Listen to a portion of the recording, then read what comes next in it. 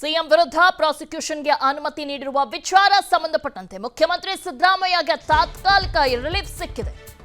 CM writ ಅರ್ಜಿ ವಿಚಾರಣೆ August 29ಕ್ಕೆ ಮುಂದೂಡಿಕೆಯಾಗಿದೆ.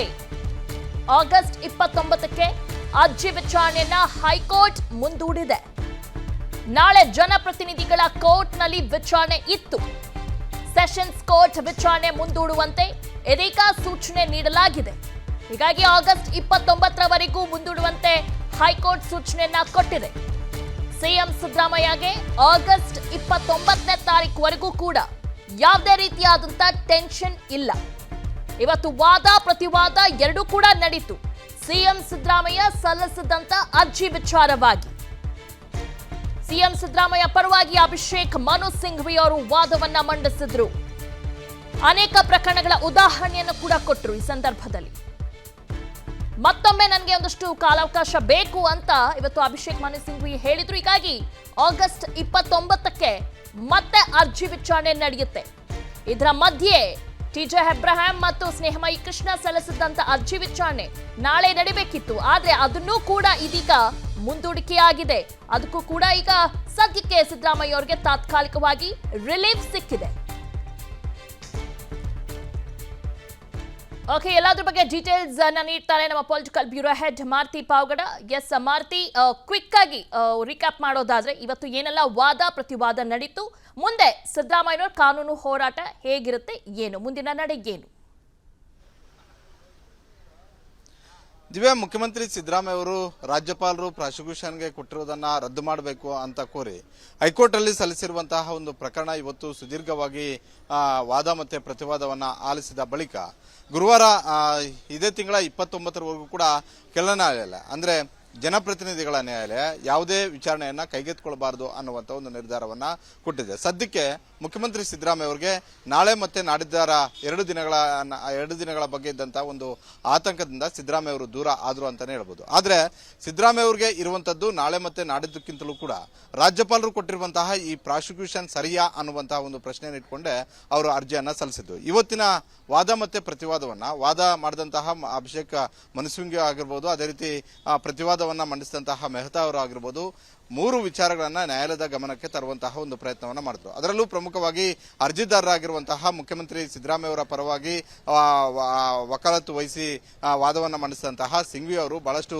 ಸುದೀರ್ಘವಾಗಿ ರಾಜ್ಯಪಾಲರ ನಡೆಯನ್ನ ಪ್ರತಿಯೊಂದು ಮಾತಿನಲ್ಲೂ ಕೂಡ ಪ್ರತಿಯೊಂದು ವಿಚಾರದಲ್ಲೂ ಕೂಡ ಪ್ರಸ್ತಾಪ ಮಾಡುವಂತಹ ಒಂದು ಕೆಲಸವನ್ನ ಮಾಡಿದ್ರು. ಅಂದ್ರೆ ಈ ಪ್ರಕರಣದಲ್ಲಿ ರಾಜ್ಯಪಾಲರಿಗೆ ಪ್ರಾಸಿಕ್ಯೂಷನ್ಗೆ ಕೊಡುವಂತಹ ಅಧಿಕಾರ ಇದೆಯಾ?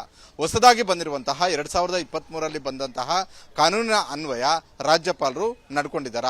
ಇದರಲ್ಲಿ ಮುಖ್ಯಮಂತ್ರಿ ಸಿದ್ದರಾಮಯ್ಯ ಅವರ ಒಂದು ಪಾತ್ರ 1992ರಿಂದ ಹಿಡಿದು ಇವತ್ತಿನವರೆಗೂ ಆಗಿರುವಂತಹ ಒಂದು ಬೆಳವಣಿಗೆಗಳಿಗೆ, ಮೂಡಾದಲ್ಲಿ ಆಗಿರುವಂತಹ ಒಂದು ಬೆಳವಣಿಗೆಗಳಿಗೆ ಸಿದ್ದರಾಮಯ್ಯ ಅವರಿಗೆ ಏನಾದರೂ ಸಂಬಂಧ ಇದೆಯಾ? ಈ ವಿಚಾರಗಳನ್ನ ಪ್ರಸ್ತಾಪ ಮಾಡುವಂತಹ ಒಂದು ಕೆಲಸ ಮಾಡಿದ್ರು. ನ್ಯಾಯಾಲಯದ ಒಂದು ಗಮನವನ್ನು ಕೂಡ ಸೆಳೆಯುವಂತಹ ಒಂದು ಕೆಲಸವನ್ನು ಮಾಡಿದ್ರು.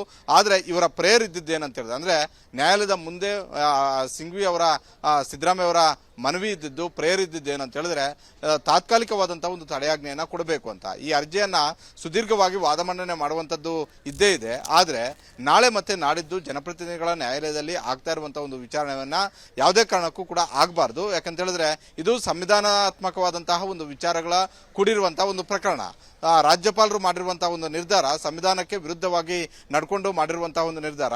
ಹೀಗಾಗಿ ಸಂವಿಧಾನದ ವಿಚಾರಗಳು ಬಂದಂತಹ ಒಂದು ಸಂದರ್ಭದಲ್ಲಿ ಹೈಕೋರ್ಟ್ ಇಲ್ಲವೇ ಸುಪ್ರೀಂ ಕೋರ್ಟ್ ಅದನ್ನ ಸರಿಪಡಿಸಬೇಕು. ಆ ಆದೇಶ ಸರಿಯಾ ತಪ್ಪಾ ಅನ್ನುವಂಥದ್ದನ್ನು ನಿರ್ಧಾರ ಮಾಡಬೇಕಾಗಿದೆ. ಈ ಹಿನ್ನೆಲೆಯಲ್ಲಿ ಜನಪ್ರತಿನಿಧಿಗಳ ನ್ಯಾಯಾಲಯ ನಾಳೆ ಮತ್ತೆ ನಾಡಿದ್ದು ಮಾಡ್ತಾ ಇರುವಂತಹ ಒಂದು ವಿಚಾರಣೆಗೆ ತಾತ್ಕಾಲಿಕವಾದಂತಹ ಒಂದು ತಡೆಯಾಜ್ಞೆಯನ್ನ ಕೊಡಬೇಕು ಅನ್ನುವಂತಹ ಒಂದು ಮನವಿಯನ್ನ ಮಾಡಿಕೊಂಡ್ರು. ಆದ್ರೆ ಇದಕ್ಕೆ ಮೆಹ್ತಾ ಅವರು ಅಂದ್ರೆ ರಾಜ್ಯಪಾಲರ ಪರವಾಗಿ ವಾದವನ್ನ ಮಂಡಿಸಿದಂತಹ ಮೆಹ್ತಾ ಅವರು ಇದಕ್ಕೆ ಆಕ್ಷೇಪವನ್ನು ವ್ಯಕ್ತಪಡಿಸಿದರು. ಯಾವುದೇ ಕಾರಣಕ್ಕೂ ತಾತ್ಕಾಲಿಕ ತಡೆಯಾಜ್ಞೆಯನ್ನ ಕೊಡಬಾರದು, ನಾನು ಕೂಡ ವಾದ ಮಂಡನೆ ಮಾಡೋದು ಇನ್ನೂ ಇದೆ. ಹೀಗಾಗಿ ಈ ಪ್ರಕರಣವನ್ನ ನೀವು ವಿಚಾರಣೆಗೆ ಆದಷ್ಟು ಬೇಗ ತೆಗೆದುಕೊಳ್ಳಬೇಕು. ಇವತ್ತು ಯಾವುದೇ ರಿಲೀಫ್ ಅನ್ನು ಕೂಡ ಅರ್ಜಿದಾರರಾಗಿರುವಂತಹ ಸಿದ್ದರಾಮಯ್ಯ ಅವರಿಗೆ ಕೊಡಬಾರದು ಅನ್ನುವಂತಹ ಒಂದು ವಾದವನ್ನು ಕೂಡ ಮಂಡಿಸಿದ್ರು. ಆದ್ರೆ ಅಭಿಷೇಕ್ ಮನು ಸಿಂಘ್ವಿ ಅವರು ನಾನು ಪ್ರಾಥಮಿಕ ವಿಚಾರಗಳನ್ನ ಕೋರ್ಟ್ ಗಮನಕ್ಕೆ ತರುವಂತಹ ಒಂದು ಪ್ರಯತ್ನವನ್ನು ಮಾಡಿದ್ದೀನಿ, ಸಂಪೂರ್ಣವಾದಂತಹ ಒಂದು ವಾದವನ್ನ ಮಂಡನೆ ಮಾಡುವಂತದ್ದು ಇನ್ನೂ ಕೂಡ ಬಾಕಿ ಇದೆ. ಹೀಗಾಗಿ ಮುಂದಿನ ದಿನಾಂಕ ಕೋರ್ಟ್ ಯಾವತ್ತೇ ಫಿಕ್ಸ್ ಮಾಡಿದ್ರು ಕೂಡ, ಯಾವುದೇ ದಿನಾಂಕ ನಿಗದಿ ಮಾಡಿದ್ರು ಕೂಡ ನಾವು ಸಿದ್ಧರಿದ್ದೇವೆ. ಆದ್ರೆ ಅಲ್ಲಿವರೆಗೂ ಕೆಳ ನ್ಯಾಯಾಲಯದಲ್ಲಿ ಯಾವುದೇ ವಿಚಾರಣೆ ಆಗಬಾರ್ದು ಅನ್ನುವಂತಹ ಒಂದು ಮನವಿಯನ್ನು ಮಾಡಿಕೊಂಡ್ರು. ಕೋರ್ಟ್ ಕೂಡ ಸಿದ್ದರಾಮಯ್ಯ ಅವರ ಪರ ವಕೀಲರು ಮಾಡಿದಂಥ ಒಂದು ಮನವಿಯನ್ನ ಪುರಸ್ಕಾರ ಮಾಡಿ ಇದೇ ತಿಂಗಳ ಅಂದ್ರೆ ಆಗಸ್ಟ್ 29ರವರೆಗೂ ಕೂಡ ಯಾವುದೇ ತೀರ್ಮಾನವನ್ನ ಕೆಳ ನ್ಯಾಯಾಲಯ ತೆಗೆದುಕೊಳ್ಬಾರ್ದು, ವಿಚಾರಣೆ ಕೂಡ ನಡೆಸಬಾರ್ದು ಅನ್ನುವಂತಹ ಒಂದು ಆದೇಶವನ್ನ ಕೊಟ್ಟಿದೆ. ಈ ಹಿನ್ನೆಲೆಯಲ್ಲಿ ನಾಳೆ ಮತ್ತೆ ನಾಡಿದ್ದು ನಡೀಬೇಕಾಗಿರುವಂತಹ ಒಂದು ವಿಚಾರಣೆ ಬಹುತೇಕ ಇರೋದಿಲ್ಲ.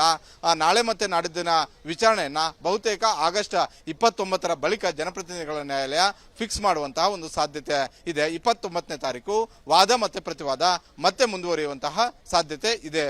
ದಿವ್ಯಾ. ಓಕೆ ಮಾರುತಿ, ಧನ್ಯವಾದಗಳು ತಮ್ಮೆಲ್ಲ ಮಾಹಿತಿ. ಅನುಕ್ಷಣದ ಸುದ್ದಿಗಳಿಗಾಗಿ ವಿಸ್ತಾರ ನ್ಯೂಸ್ ಯೂಟ್ಯೂಬ್ ಚಾನೆಲ್ ಸಬ್ಸ್ಕ್ರೈಬ್ ಮಾಡಿ. ಹೊಸ ಸುದ್ದಿಗಳ ನೋಟಿಫಿಕೇಶನ್ಗಾಗಿ ಬೆಲ್ ಐಕಾನ್ ಕ್ಲಿಕ್ ಮಾಡಿ. ಲೇಟೆಸ್ಟ್ ಅಪ್ಡೇಟ್ಸ್ಗಾಗಿ www.vistaranews.com ವೆಬ್ಸೈಟ್ಗೆ ವಿಸಿಟ್ ಮಾಡಿ.